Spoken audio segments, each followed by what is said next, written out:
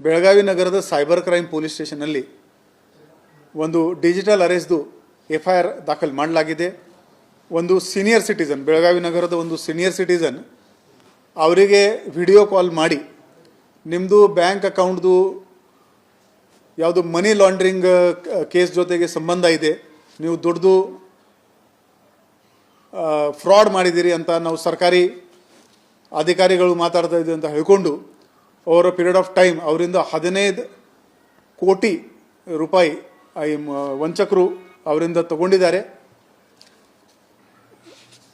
ಈಗ ನಮ್ಮ ಹತ್ರ ಬಂದ ಮೇಲೆ 1930ಗೆ ನಾವು ಕಂಪ್ಲೇಂಟ್ ಮಾಡಿಕೊಂಡು ಸುಮಾರು 90 ಲ್ಯಾಕ್ಸ್ದು ದುಡ್ಡು ನಾವು ಫ್ರೀಸ್ ಮಾಡಿದ್ದೀವಿ.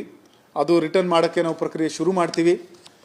ನಮ್ಮ ಎಲ್ಲ ಬೆಳಗಾವಿ ನಗರದ ಸಾರ್ವಜನಿಕರಿಗೆ, ಸ್ಪೆಷಲಿ ಸೀನಿಯರ್ ಸಿಟಿಸನ್ಸ್ ಅವರಿಗೆ ನಂದು ಕೋರಿಕೆ ಇದೆ, ದಯವಿಟ್ಟು ಡಿಜಿಟಲ್ ಅರೆಸ್ಟ್ ಅಂತ ಯಾವುದೇ ಕಾನೂನಿ ಪ್ರಾವಿಧಾನ ಇಲ್ಲ.